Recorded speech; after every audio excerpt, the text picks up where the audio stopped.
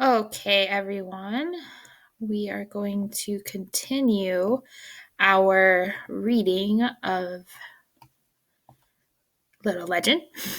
So, Chapter 2 Something Smells Fishy. Did you see that? Whispered Jack from up in the branches of the tree. See what? Asked Rapunzel. Fitch's guards locking up the. He paused as he noticed Rapunzel rolling her eyes. Oh, right, he added. You did see. What are we going to do? Asked Anansi. I mean, I know everyone says trolls mean trouble, but he's only a child. He can't be older than us. I can't believe they actually use those stalks, said Ella. It's totally mean. Do you think we should get him some water or something? Asked Cole, flitting around the story tree nervously. I'd hate it being locked up like that. I mean, I know the Wicked Witch kept me and Ella locked up in her castle, but at least we could move around and there was always water to drink, even if it was dripping down the walls of the room we slept in. You're right, said Red. We have to do something. But what? What? Squawked Betsy as quietly as she could. That's a good idea, Betsy, said Red. But if we did find a dragon, there's no guarantee it wouldn't eat everyone here and then set fire to the whole town instead of just scaring the guards into setting him free. What? Suggested Betsy. Anansi shook his head. Even if we could invent a machine to freeze time and unlock him before the guards saw us, I don't know where we'd be able to find the equipment to make one. Betsy flapped angrily and squawked, What? Once more. A secret meeting with the rest of the gang at the treehouse in my garden? Exclaimed Red. Brilliant, Betsy. I'm sure someone will come up with a good idea. What? Muttered Betsy angrily. Everyone scrambled down from the story tree and slipped out of the town square, taking worried looks back at the small troll prisoner. Jack asked Betsy to go and find Hansel, Gretel, and as many of their other friends as she could, which she did, but she was still in a bad mood, so she did it a little grumpily. Red, Jack, Anansi, Ella, Cole, and Rapunzel were running through town toward Red's house when a voice rang out that sent shivers down their spine. Well, the voice didn't so much ring out as wheeze unpleasantly. Now, Miss Red, called the seafood snack salesman, old Bert, as he pushed his wooden cart along the dusty street. What's the hurry? Oh, nothing. We were just. Red looked around to see if any of her friends could help her out, but they all seemed to have vanished.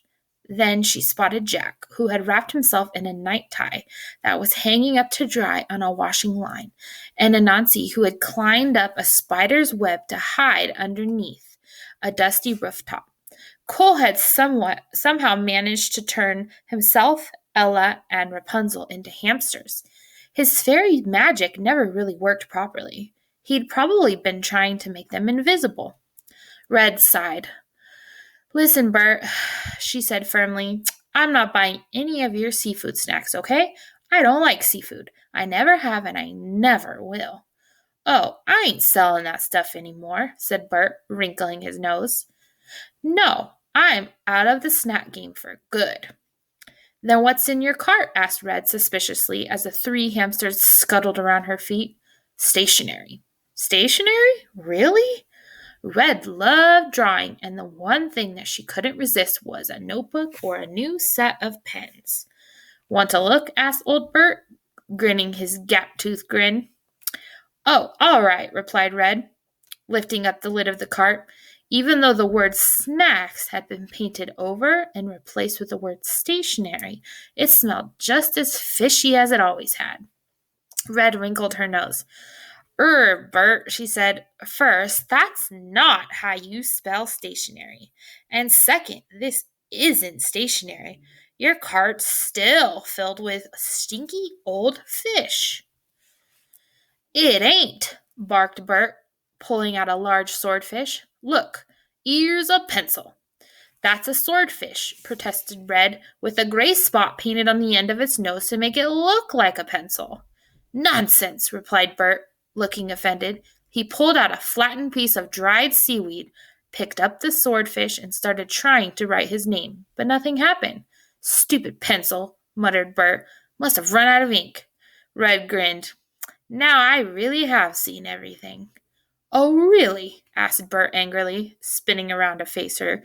"You ever seen a rat on a ship so hungry it'll eat itself? It starts with its tail." Red's eyes went wide and she shook her head. "Then you haven't seen everything, have you?" said Bert triumphantly. "Now, if you don't mind, I'm a busy man." He turned and hobbled off, pushing his squeaky old cart in front of him. "It's okay, he's gone now," Red called out as Bert walked away. One by one, her friends came out of hiding, apart from Cole, Ella, and Rapunzel, who were still hamsters. "I can't figure out how to undo the spell," squeaked the hamster with blue fur. "That must have been Cole." "Sorry." "Typical," squeaked a hamster with long blonde braids. "Don't worry, I'm sure Cole will figure it out," replied the third hamster, who was worriedly inspecting a small hole in the toe of one of Red's shoes. "Let's figure it out back at my place," Red said as she scooped them all up. "Come on, we have a secret meeting to attend." All right, that's the end of chapter 2.